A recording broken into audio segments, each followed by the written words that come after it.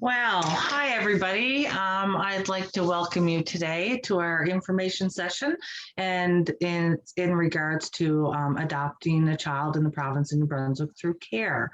My name is Kim Driscoll. I'm the Adoption Support Network Coordinator for Central New Brunswick.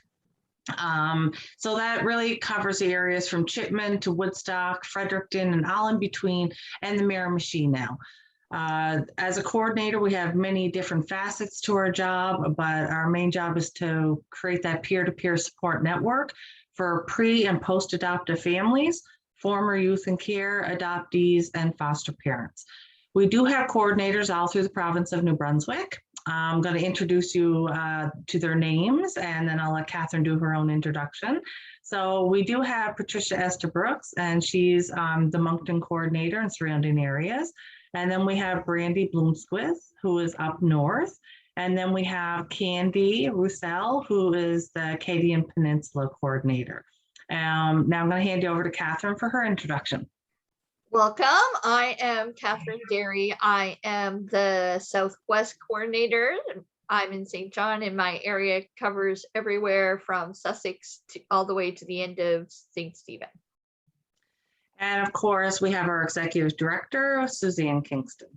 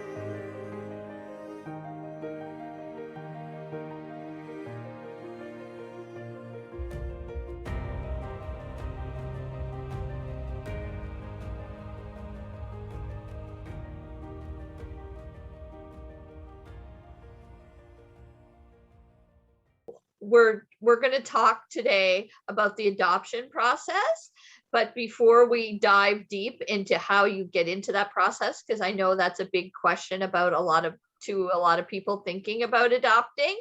But before we dive into that, we're going to show you a little bit about what the children go through before they come to us and are available for adoption. So it's quite a journey while we're sitting around trying to figure out how to get, through the adoption process, what our criteria is, how to start our family or add to our family. The kids have quite a momentous journey to get there. So the first thing that will happen to a child who is in care in the province of New Brunswick is social development will be notified that from a person, an agency, someone, that there is a concern for the safety, security, or development of the child. So once they get that, they have to investigate. So a social worker will be assigned to the case, and they will investigate the situation to determine if the child's security or development is in danger. So that can result in either one of two things. If it's something that can be easily worked on with the child safely at home, a case plan will be developed with the family so the child remains in the home. So they will give them the extra supports and things they need to address whatever the concern is. If that can't happen, a case plan is required. A child will go in out of home care. So usually it starts out 30 days or 60 days, and there'll be regular decisions, sometimes court hearings, and it can go to a maximum of 2 years. And that 2 years is cumulative. So even if they go home for a bit, if it adds up to 2 years, that's usually the maximum. So if they have to be out of the home, they may go into kinship. So they may go to a family member. They could go to a foster home. Also, they could go to a group home or a specialized setting they may need depending on their needs. So all decisions along the way are based on the very best interest of their child. So at the end of this whole process, some children, a reunification plan has been worked out with the support of the foster parents, the social workers, and everyone involved, and the children to get to return home to their parents. If this does not happen and the case plan has not worked out, then the children enter what is called permanent foster care. The parents' rights are terminated, and they are now in permanent care of the province. Right. As Catherine just stated, the next step is that, and it's called guardianship. And that is where all rights were severed to the bio parents. So now the province is the caregiver to this child. And then a decision is made, what's the next step with this child? So there's 3 different decisions that can be made, which is adoption. If it's adoption, then we look at adoption placement. So social development will work on finding a family that meets the needs of the child. And then they would be placed in that home. And after 1 year of that placement, they will re-look at everything, go to the judge, and an adoption order would be granted. Or they would go to a foster home, a provisional home, or with a kinship placement. And again, the kinship placement means that it's, someone that was close to the family or a biological aunt, uncle, etc. And they could look at that as, a permanent placing with them until they reach the age of 19 or older. Or of course, there's the group homes or a specialized placement due to the needs of the child. So social development will make the best decision about the path that this child will go through, and that this will be the best way that this child will succeed and be successful and be safe and live the best life that they can. And then of course at 19, it's called aged out, which a lot of people are kind of yucky on that term. So we say that we hope that they are, stepping out of the process through care, and that you go into post-guardianship, or the adoption order would be granted by the judge, and therefore the adoptive parents now come the legal parents for the rest of that child's life, just as if you're a bio child to that parent. And that is the process. And like Catherine said, it can be quite the process for the child. So for us as pre-adoptive parents waiting or looking into adoption, sometimes the wait time can seem very long. But you have to realize behind the scenes, there is a lot going on. And of course, we're looking at the best interest of the child. We're not looking at the best interest of the pre-adoptive family. That's why NBAF is there, New Brunswick Adoption Foundation is there for you, so that you can lean on us for support while you're waiting and going through this process. Yes, and like you're saying, like when we're talking about the waits and the times for us, these kids have gone through 2 years or more, because maybe they were returned and went home for a while to their parents, and then that 2 years could take a little bit longer. But once they have been through 2 years plus of usually of ups and downs, no permanency, no stability, like they have supportive foster parents or kinship, but that's a lot for a little person to go through before they get to you. So their journey has been unimaginable, really. So right. And when you get that call and that you're matched, really there's still quite a few steps after that, and we'll be talking about that coming up in a moment here. Oh, and here we're going to talk about the adoption process in New Brunswick from the prospective parent applicant point of view. So, the first step, of course, if you live in the province of New Brunswick and you're looking to adopt a child from the province, then you would call social development and ask for an adoption application package. There's the 1-800 number. You can go on the GNB website and you will find that. They will mail you out an adoption application process. And more or less what it is some papers just about, your name and your age, and where you live, and different financial aspects of, and top of that, usually I do believe in that one that they add in, that you have a medical, right, checked. Yeah, and you have to be 19. Yes, you have to be 19. What they're really looking for is a safe home for this child. So can you financially carry the costs of the child? Are you 19 or over? And do you have a safe home for this child to come to? And that's a very initial part. So the three, most important factors of this. And then once they have that, they'll probably give you a call, and then they'll say, okay, we're going to ask you to take a course called Pride. Now, Pride is 27 hours of training that social development will give you. Normally, it's broken down into 9 sessions of 3 hours each. And sometimes it's given during the weeknights or every second weekend, but they really make it work for people's schedule. I loved when I attended Pride. During Pride, you learn so much about the needs of the children in care. They really go into the different facets of whether or not children have cognitive delays, speech delays, any type of challenges, extra challenges, and a little bit about their background with attachment disorders, etc. So you really do learn a lot. Don't let that be the last time that you start looking into these things, though. It is a process, and we say constantly educate yourself on the needs of our children in care. After Pride, then you will receive a certificate stating that you attended the 27 hours and that you completed the course. And then it moves on to your safe home assessment. Yes. Catherine, I'll let you talk about that.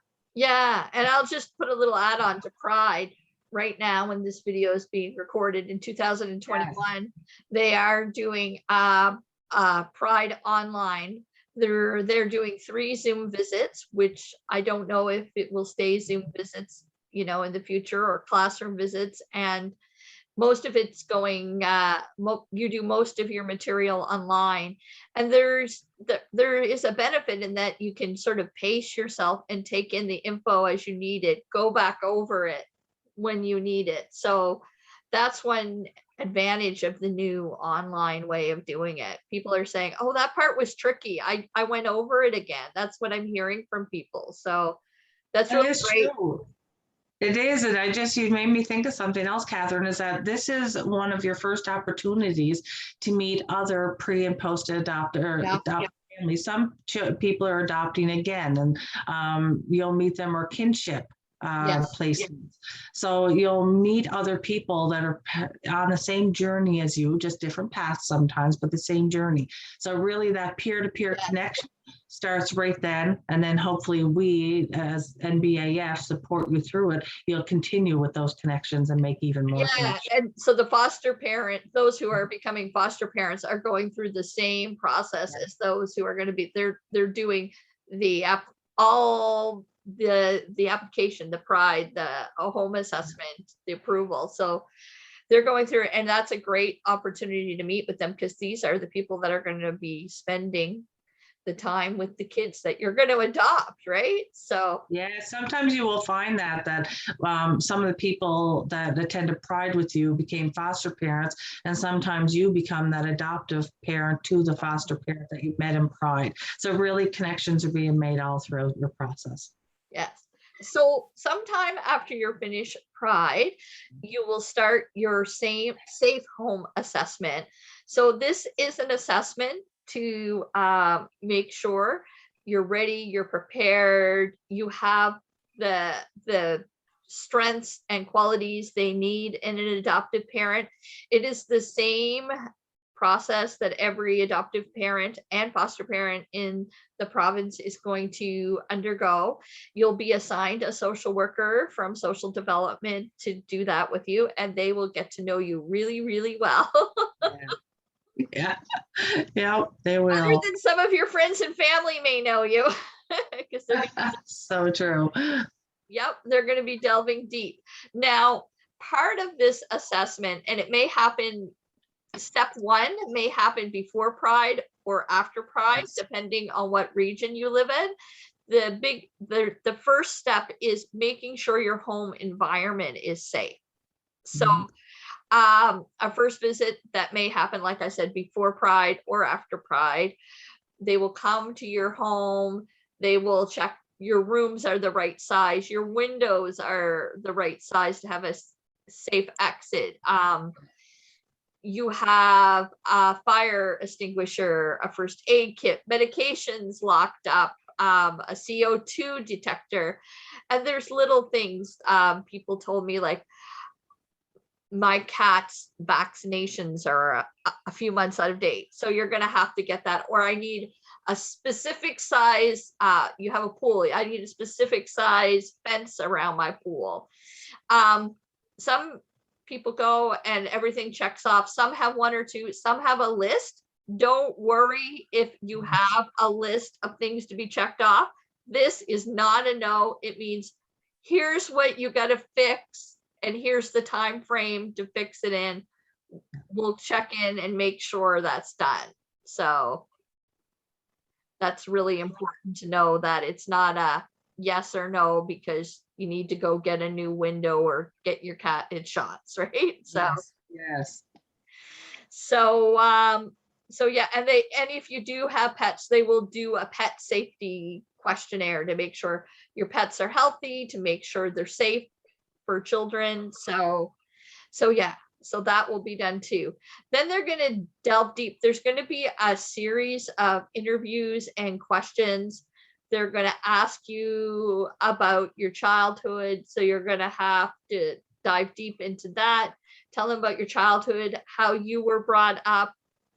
If you have a partner, they're going to be asked all the same questions too, so you're both going to have to answer those questions together.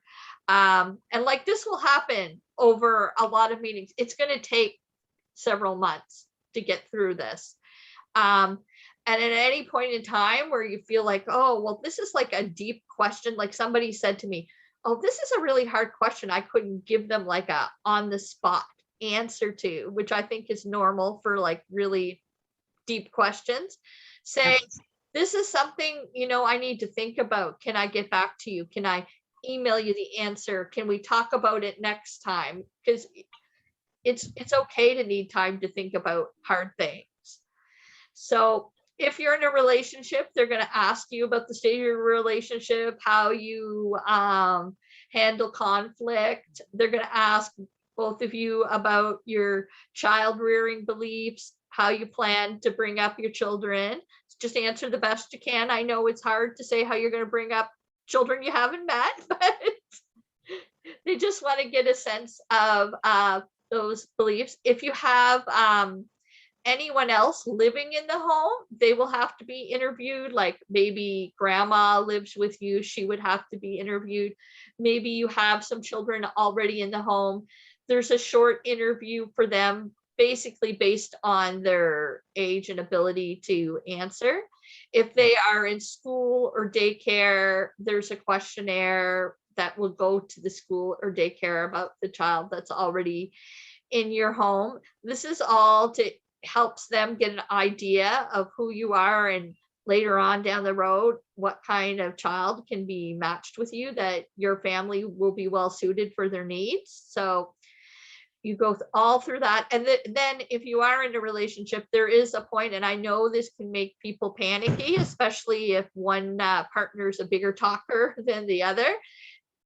They're going to do one visit where it's an individual, and this scares a lot of people, but you just do your best. They know different people have different styles, and you answer to your best ability. So when they've gathered all that information, you won't see your social worker for a while. They'll be going back, they'll be writing up the report. And before they submit this written report, they're going to run it by you to make sure there's no mistakes. They represented your answer well. One thing I remember is there might have been for us a little mistake on maybe the date we got married, or like just little things, and they want to make sure that everything's 100% correct. And when you're sitting there like they are taking notes, there's a lot for them to write down and get right. So give them all your feedback. And once you do that, they will show it to you again. And once you've said, this is great, this looks right to me, they will take it to their supervisor, and then the supervisor, and then they will take it to the matching panel, which is other social workers at social development, and they will present your home safe home assessment, and then you will get approved.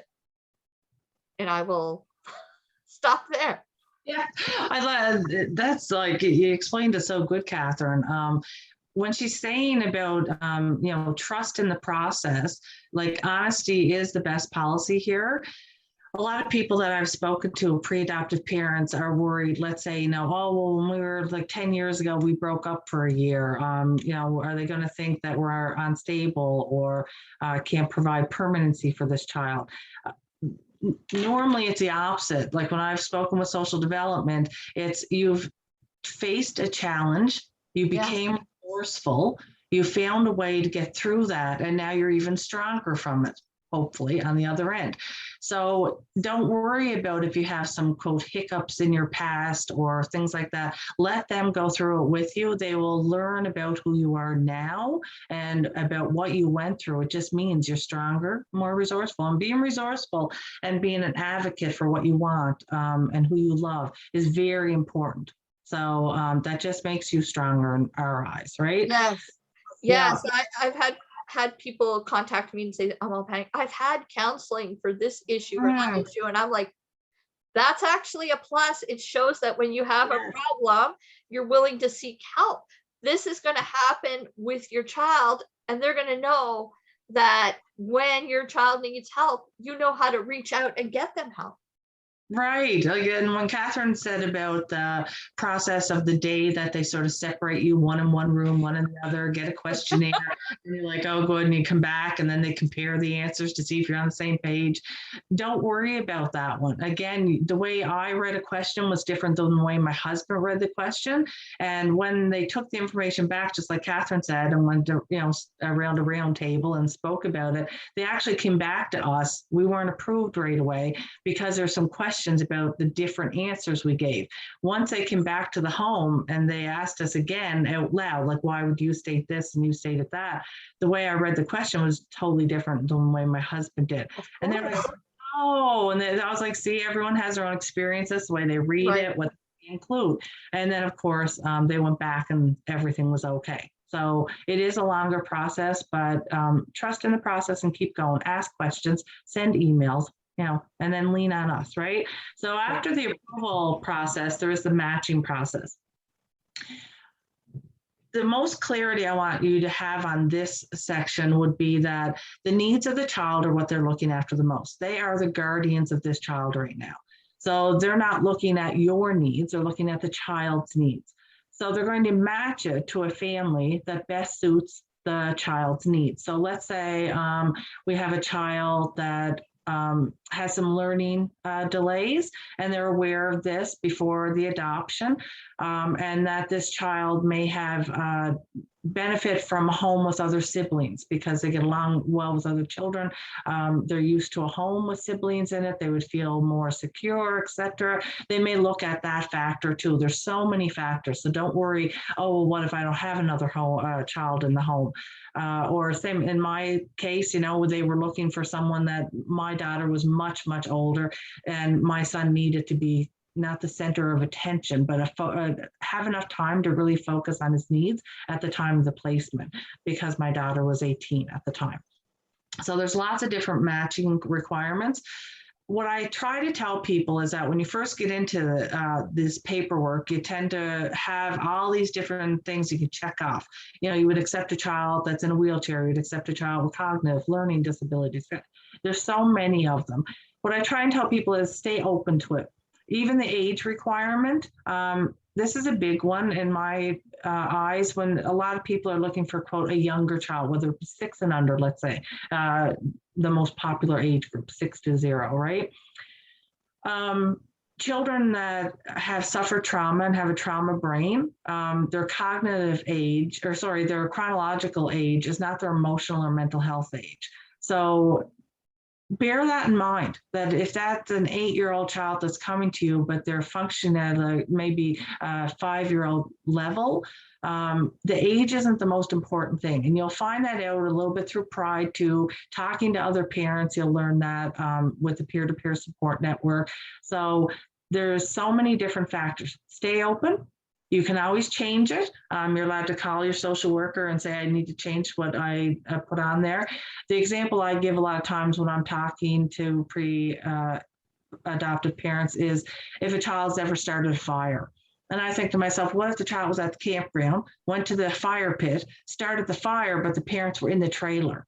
So they didn't have permission to start the fire. You don't know until you read the child's file, and that comes later. So really stay open-minded when it comes to the matching process. And once they do match a child to a family, then they will contact you. You'll be asked to come into social development, and you will sit down and you'll be able to have access to read that file with social development there. So you're going to have access to information from if they've ever attended preschool and what the teachers' reviews are, or daycares, doctors, like any professionals that this child has come into contact with up until that point is in that file that has been collected. So you're able to read that, and then you're actually encouraged to reach out to like the foster parent if the foster parent's willing to talk to you, which I find all of them are. So you can talk to that foster parent, find out what is a day like with this child. What are their likes and dislikes? You know, what food would you like to have ready for the first week when they're there, etc. So then the child is placed and it's called an adoption placement, and it's a 1 year. And now I say 1 year.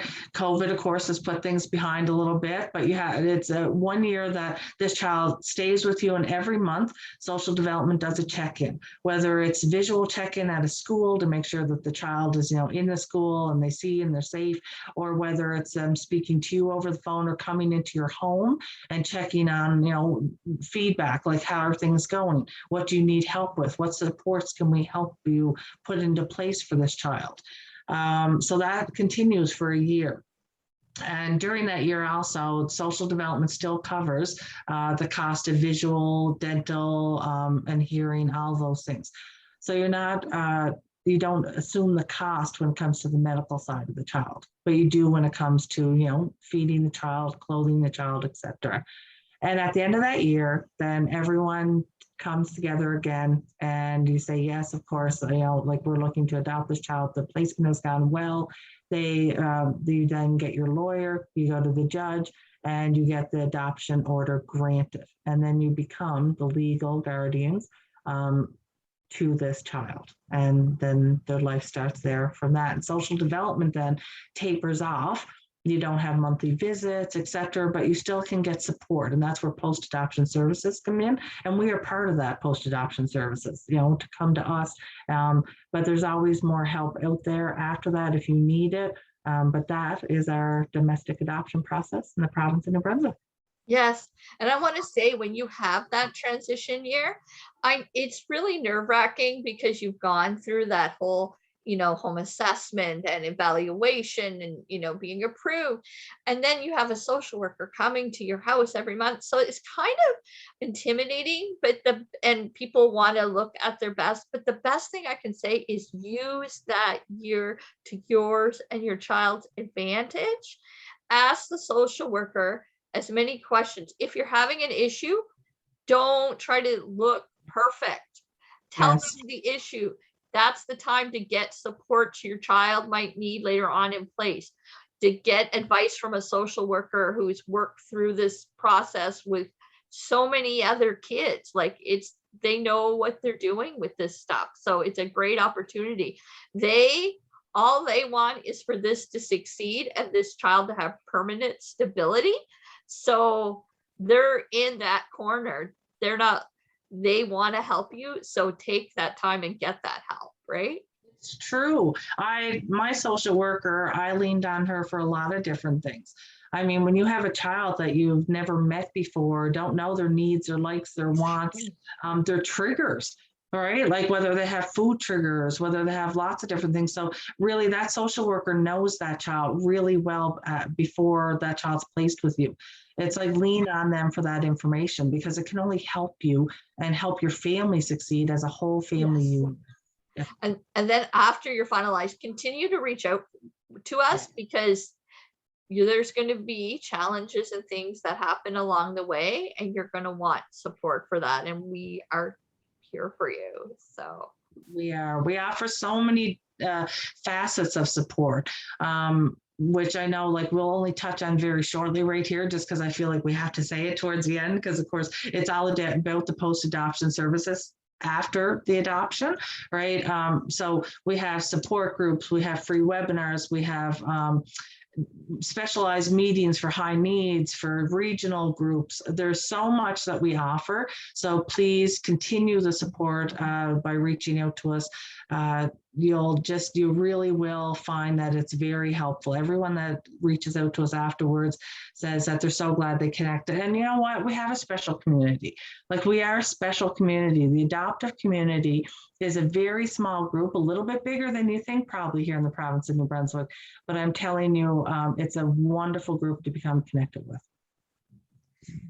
yes. Is there anything else you have to add, Kim?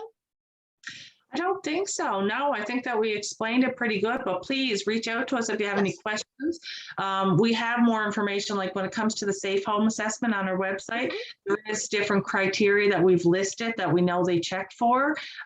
So you can find out even more detailed information about the process through our website or through contacting one of the coordinators in each area. And thank you everyone for taking the time to come listen with us today. And like Kim said, follow up with any questions. Yes, thank you so much, everybody.